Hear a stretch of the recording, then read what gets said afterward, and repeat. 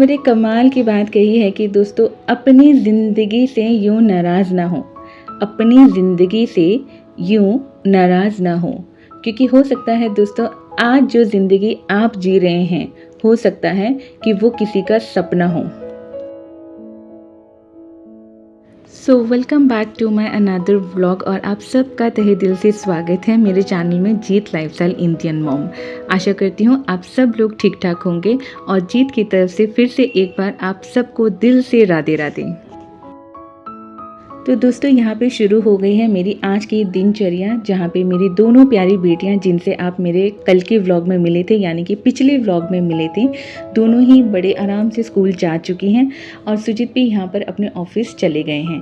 अक्सर होता यूँ ही है, जब घर में सब लोग चले जाते हैं ना घर से बाहर, तभी जो है अपने घर के काम आराम से फुर्सत से और जैसा हम चाहते हैं वैसा हो पाता है। और दोस्तों फिर कहते हैं ना, हर एक मौसम अपने साथ एक नई चुनौतियां लेकर आता है। जहां सर्दी का मौसम अपने साथ कड़ाके की ठंड, गर्मी का मौसम अपने साथ बेशुमार गर्मी, बरसात का मौसम हर तरफ हरियाली और रंग बिरंगे फूल, वहीं अपने साथ साथ लेकर आता है चिपचिपा मौसम, जिसका बहुत बड़ा नुकसान हम हाउसवाइफ को कहीं ना कहीं होता ही है, क्योंकि पंखे बंद करके पूरा एकदम पसीने में भीग के काम जो करने पड़ते हैं।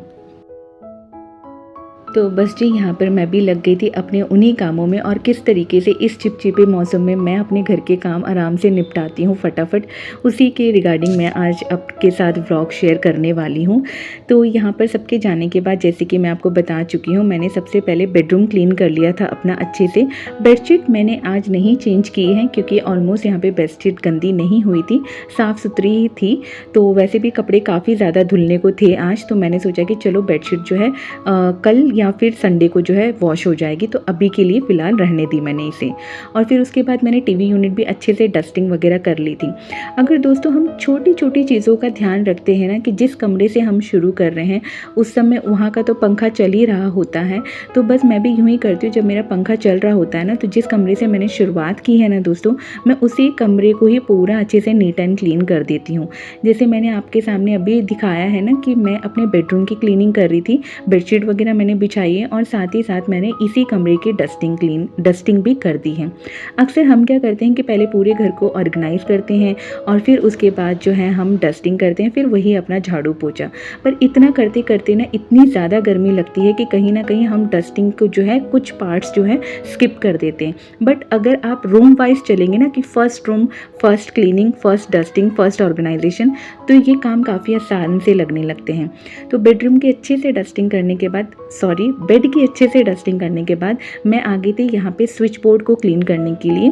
काफ़ी दिन हो गए थे इस स्विच बोर्ड को भी मैंने क्लीन नहीं किया था, तो इसके ऊपर ना ब्लैक ब्लैक सा होल्ड हो रहा था, मतलब ब्लैक ब्लैक से डस्ट जम रही थी। यहाँ पे होता है ना, हम हर प्रकार के हाथों से, गंदे हाथ होते हैं, कभी सब्जी वाले हाथ होते हैं, कभी ऑयली हाथ होते हैं, तो हम अपने स्विच बोर्ड को बहुत ज़्यादा ऑन ऑफ करते ही रहते हैं।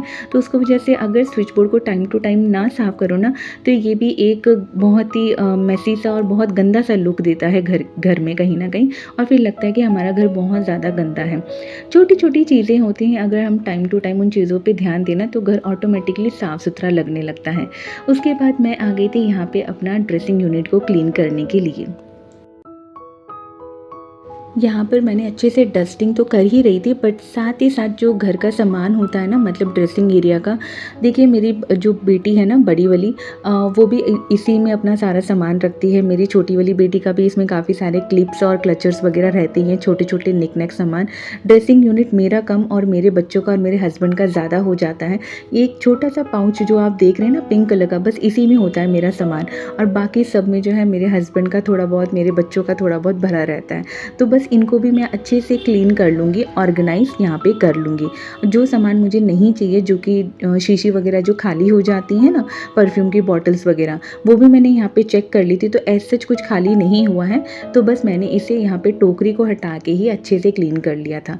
अगर आप ड्रेसिंग यूनिट में इस तरीके की टोकरियाँ भी रखते हैं ना, या कुछ बॉक्स वगैरह भी रखते हैं DIY करके, तो सामान को मतलब पूरा एक एक हटा के क्लीन करना थोड़ा मुश्किल हो जाता है। वेरएज़ अगर आप इस तरीके की छोटी छोटी बास्केट्स में रखते हैं ना, तो आराम से बास्केट को हटा के आप डस्टिंग जो है बड़े ही आराम से कर सकते हैं। इसमें टाइम बिल्कुल भी नहीं लगता है और चीज़ें बहुत अच्छे से जो है ऑर्गेनाइज रहती हैं। ड्रेसिंग टेबल में इस तरीके से सामान रखने से ना कि सामान ऑर्गेनाइज रहता है, बट इसका ना एक और फ़ायदा होता है कि जब भी आप ड्रेसिंग एरिया खोलते हैं, कोई सामान लेता है तो क्या होता है कि कभी कभी ना सामान गिर जाता है, बट अगर आप इस तरीके से रखते हैं ना तो सामान गिरने से भी बच जाता है और जो है चीज़ें ख़राब भी नहीं होती हैं। यहाँ पर थोड़ा सा मैंने ना ब्रेक ले लिया था और अपने आप को रिफ़्रेश किया था ठंडे से पानी के साथ। मौसम बहुत ज़्यादा चिपचिपा है दोस्तों, तो बीच बीच में हाइड्रेट रहना बहुत ज़रूरी हो जाता है। अगर हमारी बॉडी हाइड्रेटेड रहती है ना तो कहीं ना कहीं एनर्जी उतनी ही बरकरार रहती है और हम थकते कम हैं। अक्सर क्या होता है कि हम काम करने के चक्कर में ना अपने आप को हाइड्रेट रखना भूल जाते हैं, जिस वजह से हमें थकावट होती है और कहीं ना कहीं हमें जो है चिड़चिड़ापन भी फील होता है। कभी भी आपके साथ भी ऐसा होना तो एक ग्लास जो है ठंडा पानी आराम से बैठ के शांति से पीजिएगा ज़रूर, और इसका फ़ायदा देखिएगा आप कि काम भी होते रहेंगे, पता ही नहीं चलेगा कि कब निपट गए। और यहाँ पर ना एक ये फ्लावर पॉट था, मतलब फ्लावर पॉट या क्या कहते हैं इसको मैं नहीं बता पाती हूँ। ये जो भी था मतलब डेकोरेटिव आइटम आर्टिफिशियल था ये।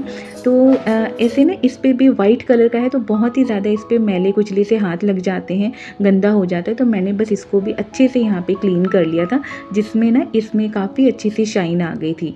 और बुद्धा का भी ये साइड कॉर्नर में रखा रहता है वाज जो है, तो इसको भी मैं अच्छे से क्लीन कर लूँगी। बुद्धा के यहाँ पर ना ढेर सारे राउंड राउंड होते हैं, आप लोगों ने अक्सर देखा होगा, तो इनको भी ना टाइम टू टाइम क्लीन करना बहुत ज़्यादा ज़रूरी हो जाता है। अगर आप डस्टिंग पे हमेशा जो है 15 टू 20 मिनट्स भी अगर आप देते हैं ना, तो आप देखना आपका घर जो है ऑटोमेटिकली जो है साफ़ सुथरा लगने लगेगा। और घर को हमेशा ना डीक्लटर ज़रूर करिए। जब आपको लगता है कि कोई सामान की आपको आवश्यकता नहीं है, काफ़ी टाइम से वो आपकी जगह घेरा हुआ है आपके घर पे, तो उन सामान को आप हटा दीजिए। चेक करते रहिए किसकी ज़रूरत है घर में और किस चीज़ की ज़रूरत नहीं है, और अननेसेसरी शॉपिंग थोड़ी सी अवॉइड करने में ही समझदारी होती है। पूरी एरिया की अच्छे से डस्टिंग और क्लीनिंग होने के बाद मैं आ गई थी अपने किचन के पास। किचन के ठीक पास में ना मेरा यहाँ पे फ्रिज लगा हुआ है। यहाँ पर ना एक टेप लगा दी थी, पता नहीं पीहू नहीं लगाई थी, किस लिए लगाई थी मुझे नहीं पता है। तो मैंने बस आज कपड़ा उठा के देखा ना तो इसके नीचे एक टेप लगी हुई थी जिसको मैंने हटा दिया है, और बस यहाँ पर अच्छे से डस्टिंग कर दूँगी मैं बढ़िया से। अगर आप फ्रिज के ऊपर वाले एरिया में कोई कपड़ा वगैरह बिछा के रखते हैं ना, तो ऊपर जो है हटा के हमेशा मतलब आपको डस्टिंग करने की ज़रूरत नहीं पड़ती है। तो मैं इस तरीके से हमेशा अपनी फ्रिज के ऊपर ना कपड़ा लगा के रखती हूँ, जिससे कि जो है फ्रिज ऊपर से ज़्यादा गंदा नहीं होता है। 2 या 3 दिन बाद भी अगर आप स्किप करके डस्टिंग करेंगे ना ऊपर के एरिया की, तब भी चल जाएगा। टिश्यू होल्डर में मैंने टिश्यू जो है भर के यहाँ पे फिल करके रख दिए हैं। सबसे मेन इम्पॉर्टेंट पार्ट अगर हमारे घर का है ना तो वो है हमारा किचन। कहते हैं ना कि जितनी शुद्धता आपके किचन में होती है ना, उतना ही घर का वातावरण जो है साफ सुथरा और स्वस्थ और तो और खुशहाल बना रहता है।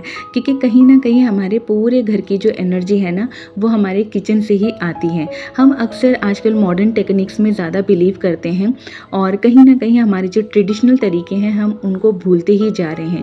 पहले के टाइम पे होता था कि माँ जो थी ना वो नहा धो के रसोई में हमेशा जाया करती थी, और आजकल का लाइफस्टाइल ऐसा हो गया है ना कि कहीं ना कहीं हम ये चीज़ें भूल गए हैं, जिसकी वजह से घर पे इस चीज़ का बहुत ज़्यादा असर पड़ता है और घर में नेगेटिविटी भी उतनी ही फैलने लगती है।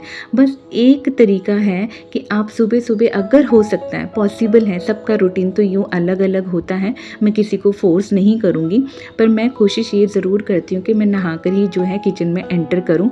कभी कभार ऐसा हो जाए तो उसके लिए मैं माफ़ी ज़रूर मांग लेती हूँ अन्नपूर्णा माता से, अदरवाइज़ तो कोशिश रहती है कि नहा धो के ही जो है किचन में अपने एंटर करूँ। तो यहाँ पर ना किचन में अच्छे से मैंने साफ़ सुथरा कर लिया था। अगर आप हर 2 या 3 दिन के बाद इस तरीके से किचन को मतलब क्लीन करते रहते हैं ना, स्प्रे वगैरह करके टाइल्स वगैरह को क्लीन करते रहते हैं और डेकोरेटिव आइटम्स जो भी आपके किचन में हैं उनकी टाइम टू टाइम डस्टिंग करते रहते हैं, रेगुलरली नहीं भी करेंगे तो चलेगा, बट 3 से 4 दिन के बाद भी अगर आप करते हैं ना तो आपका किचन कभी गंदा नहीं दिखेगा, हमेशा डस्ट फ्री ही बना रहेगा। किचन को अच्छे से क्लीन करने के बाद मैं आ गई थी अपने अंदर वाले कमरे में, जो कि है मेरी बेटी का रूम। और यहाँ पर आज क्या हुआ था, जब मैंने सुबह ब्रेकफास्ट बनाया था ना, तभी ही मैंने अपने लंच की प्रिपरेशन भी कर दी थी, जिसकी वजह से मेरा थोड़ा सा टाइम बच गया था और काम आज बड़े ही स्पीड में फटाफट से होते जा रहे थे, क्योंकि लंच मुझे अभी नहीं बनाना था। सुबह कई बार होता है हस्बैंड ब्रेकफास्ट वगैरह साथ में ही ले जाते हैं, लंच वगैरह साथ में ही ले जाते हैं ना, तब मेरा भी उसी समय ही बन जाता है। फिर जब बच्चे स्कूल से आते हैं ना, तभी मैं गरम गरम रोटियां जो है सेक देती हूँ बच्चों के लिए। और यहाँ पर मैं कह रही थी कि किचन भी ना मैंने तभी ही थोड़ा बहुत जो है क्लीन कर लिया था, जब सुजीत नहाने वगैरह गए थे ना अपना, और वो ब्रेकफास्ट वगैरह कर रहे थे, तभी ही मैंने किचन अपना ऊपर से ऑर्गेनाइज कर लिया था, जिसकी वजह से आज किचन ज़्यादा गंदा नहीं था। अदरवाइज़ आप लोग भी देखते हैं कि किचन कितने भी आप टिप्स एंड ट्रिक्स फॉलो कर लो, लेकिन जब खाना बनाने की बारी आती है ना, और सुबह सुबह की जल्दी जब बातें होती हैं ना करने के काम, तब कहीं ना कहीं फैल ही जाता है। तो यहाँ पर भी बेटी के रूम को मैंने अच्छे से डस्टिंग कर ली थी बहुत बढ़िया से। उसके बाद ना मैं पूरे घर में अच्छे से झाड़ू लगा दूंगी। देखिए, यूँ तो काम तो डेली के यही होते हैं, कुछ और एक्स्ट्रा नहीं होता है। कभी कभार होता है कि हम घर का कोई ना कोई ऐसा कोना पकड़ते हैं जिसे डीप क्लीनिंग की ज़रूरत पड़ जाती है। फिर चाहे वो आपका कबर्ड हो, चाहे वो आपका बेड अंदर से डीप क्लीन करना हो, फ्रिज डीप क्लीन करना हो, या फिर आपका किचन का डीप क्लीनिंग क्यों ना हो। बट इन सब के लिए ना बस स्टार्ट की ज़रूरत होती है कि काम जो है वो शुरू करने की देर है। जब एक बार आप लग जाते हैं ना, तो यकीन मानिए कब काम ख़त्म हो जाते हैं पता ही नहीं चलता है। और जब ये सारे काम हो जाते हैं ना, उसके बाद जो सेटिस्फेक्शन मिलता है ना, हाँ, पूरे घर को साफ़ सुथरा देख कर जो खुशी मिलती है ना कहीं जो पसीना है, जो थकान है, वो सारी ही ख़त्म हो जाती है।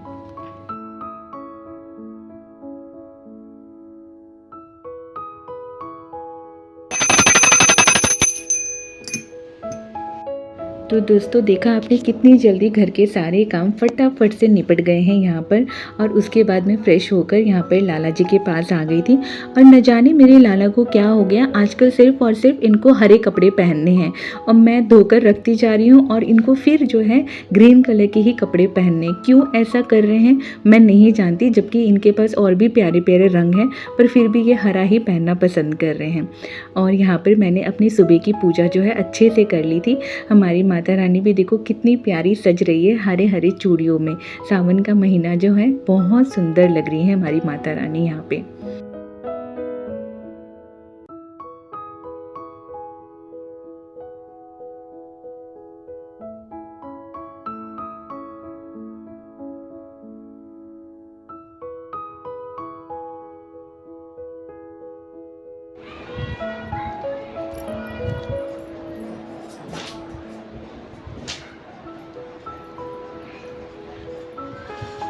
अब जो यहाँ पर सबसे आखिरी काम था वो था यहाँ पे कपड़े फैलाने का।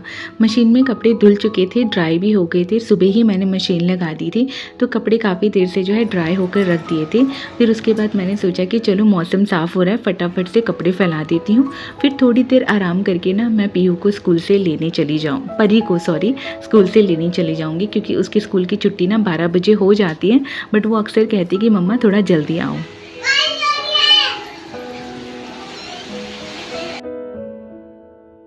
और ये देखिए, कहने की ज़रूरत नहीं है आपको कि घर में आते ही जो है इसने शोर मचाना शुरू कर दिया कि मम्मा बारिश हो रही है। ना मैंने आओ देखा ना ताओ, बस जैसे हालत में थी ना, मैंने फटाफट से आते ही कपड़े जो है यहाँ पे उतार लिए थे। और परी जो है बारिश का खूब सारा मज़ा ले रही है। थोड़ा सा मैं भीग गई थी, ज़्यादा नहीं, बट बहुत मज़ा आया। हम दोनों ना फटाफट भाग भाग के घर वापस आए हैं।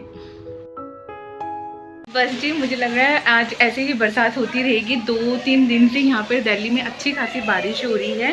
अच्छा भी लग रहा है बहुत ज़्यादा, पर कपड़े कहीं ना कहीं सूख नहीं रहे हैं। बट इट्स ओके, बरसात हमेशा अपने साथ कुछ ना कुछ लेकर ज़रूर आती हैं। तो इंजॉय करती हूँ इस मौसम को, और फिर मिलती हूँ मैं अपनी नेक्स्ट व्लॉग में। Till then bye, take care, हंसते रहिए, हंसाते रहिए, मुझे याद करते रहिए, और हरी बोल।